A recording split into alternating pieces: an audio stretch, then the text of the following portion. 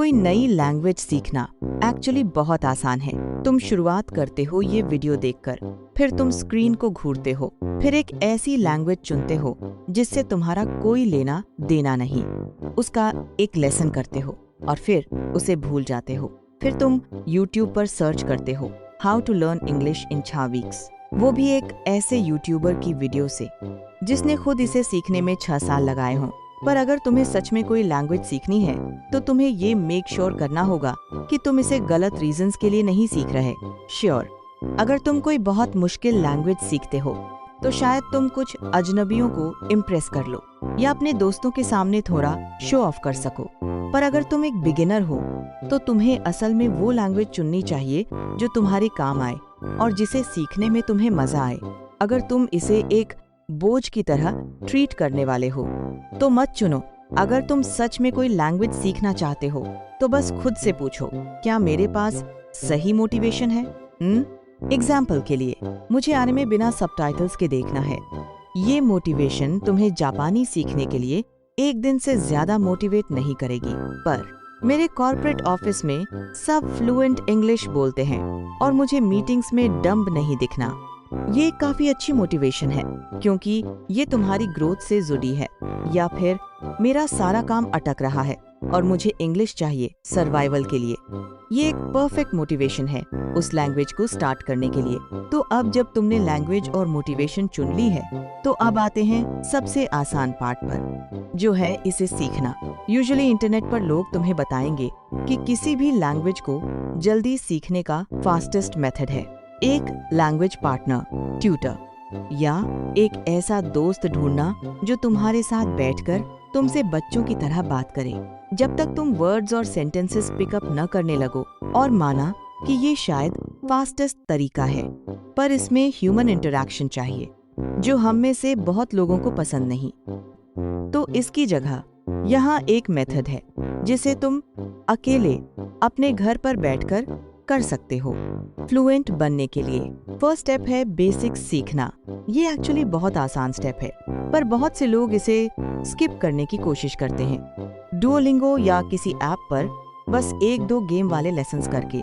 कुछ लोग तो लैंग्वेज लर्निंग के यूट्यूब लूप में फंस जाते हैं और 138 वीडियोस देख डालते हैं हाउ टू लर्न इंग्लिश, जिनमें से एक में भी इंग्लिश का एक सिंगल वर्ड नहीं होता, जबकि इस पूरे टाइम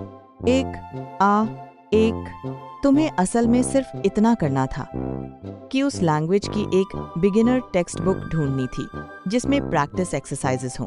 तुम्हें वो पूरी बुक धृत्म करने में शायद 1 महीना लग जाए, पर जो प्रोग्रेस तुम करोगे वो एप्स पर 2 साल गेम खेलने के बराबर होगी। और तुम इन बुक्स को फ्री में पा सकते हो बस गूगल पर beginner English text book PDF search करके, और लो मिल गई। एक बार जब तुम वो बिगिनर बुक एतमा कर लो तो टाइम है लिसनिंग की प्रैक्टिस करने का। तुम्हें अभी बोलने की टेंशन लेने की बिल्कुल जरूरत नहीं है, क्योंकि पहले तुम्हें ये सीखना होगा कि वो लैंग्वेज असल में साउंड कैसी करती है। इसे करने का सबसे आसान तरीका है उस लैंग्वेज में YouTube वीडियोस देखना। इसके पीछे आइडिया ये है कि तुम्हें सब कुछ समझ नहीं आएगा, क्यों? पर वीडियो देखकर और जो थोड़ा बहुत तुम्हें समझ आ रहा है उसके कॉन्टेक्स्ट से तुम बिना रियलाइज किए उस लैंग्वेज को पिकअप करने लगोगे।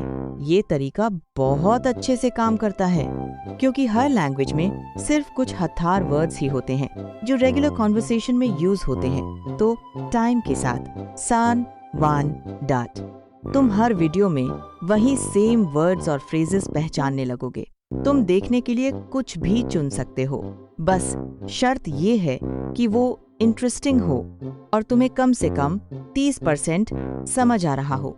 अगर तुम कोई वीडियो चलाते हो और वो तुम्हें एलियन लैंग्वेज लगे तो ये तुम्हारी गलती नहीं है, वो बस बहुत फास्ट बोल रहे हैं। इसे फिक्स करने के लिए बस YouTube सर्च बार में एक मैजिक वर्ड ऐड कर दो, इजी, और बस तुम्हें ऐसी ढेरों वीडियोस मिल जाएंगी जो तुम्हें आसानी से समझ आएं। ऑटोमेटिक कैप्शंस भी बहुत हेल्प करते हैं क्योंकि तुम वीडियो रिवाइंड करके वो वर्ड्स देख सकते हो जो तुम्हें नहीं पता।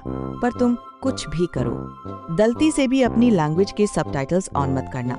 बहुत से लोग एग्जाम्पल के लिए इंग्लिश वेब सीरीज या हॉलीवुड मूवीज हिंदी सबटाइटल्स के साथ देखते हैं, ये इंग्लिश सीखने का बुरा तरीका नहीं है, पर जो लोग हिंदी सबटाइटल्स ऑन करते हैं वो सिर्फ नीचे लिखे सबटाइटल्स पढ़ते रह जाते हैं और भले ही उन्हें लगता हो कि वो इंग्लिश सीख रहे हैं, पर 5 साल बाद भी उनके हाथ कुछ नहीं लगता सिवाय एक नेटफ्लिक्स सब्सक्रिप्शन के।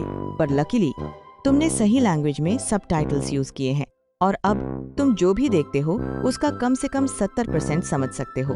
अब टाइम है स्टेप 3 का, जो है स्पीकिंग, बोलना शुरू करने के लिए बस YouTube देखते रहो, पर अब हर इम्पोर्टेंट सेंटेंस के बाद पॉज करो और उसे जोर से रिपीट करो या कम से कम विस्पर करो। प्रिटेंड करो कि तुम किसी असली इंसान के साथ एक रियल कॉन्वर्सेशन कर रहे हो और अलग अलग सिचुएशंस इमेजिन करो जहां तुम उस सेंटेंस को यूं कर सको।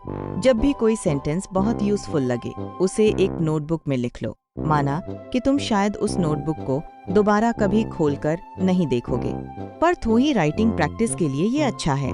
अब इस पूरे प्रोसेस में जब भी तुम्हें लगे कि तुम बोलने के लिए रेडी हो तो बैठ जाओ और खुद को कैमरा पर रिकॉर्ड करो और बस अपने दिन के बारे में बात करो।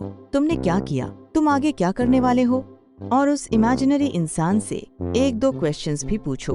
अगर तुम कभी भूल जाओ कि किसी चीज को इंग्लिश में कैसे बोलना है तो उसे हिंदी से फिल कर दो और आगे बढ़ जाओ। बाद में तुम उस रिकॉर्डिंग को वापस देखकर गूगल ट्रांसलेट या डीपेल का यूज करके देख सकते हो कि उस वर्ड को क्या कहते हैं किसी बाहर वाले इंसान को।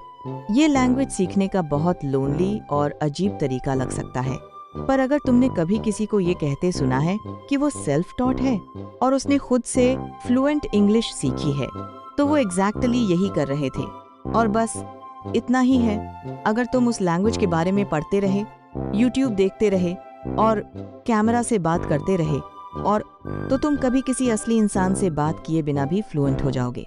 कॉन्ग्रेचुलेशंस। हाँ, फ्यूचर में किसी दिन तुम्हें जॉब इंटरव्यू देना पड़ेगा या असली लोगों से बात करनी पड़ेगी, पर तब तक के लिए मेरी नेक्स्ट वीडियो को फंड करने के लिए वो सब्सक्राइब का बटन जरूर दबा देना